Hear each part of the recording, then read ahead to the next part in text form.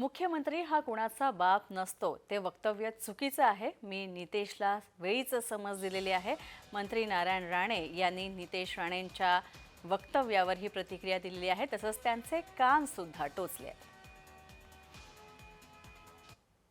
तर पाहूयात मंत्री नितेश राणे यांनी नेमकं काय वक्तव्य केलं होतं आणि त्यावर नारायण राणे यांनी त्यांना कशा प्रकारे समज दिली. भारतीय जनता पक्षाच्या कार्यकर्त्यांनी नेहमी एक लक्षात ठेवा की देशाचा पंतप्रधान हा भारतीय जनता पक्षाचे आहेत. राज्याचे मुख्यमंत्री हे भारतीय जनता पक्षाचे आहेत. म्हणून हे किती कोणी इकडे तिकडे नाचले, कोणी इकडे तिकडे अगर ताकद दाखवली, पण शेवटी सगळ्यांचा बाप म्हणून भारतीय जनता पक्षाचाच मुख्यमंत्री बसलाय हे प्रत्येकाने लक्षात ठेवा. बाप म्हणणं चुकीचं आहे. मी त्याला याबद्दल बोललेलो आहे.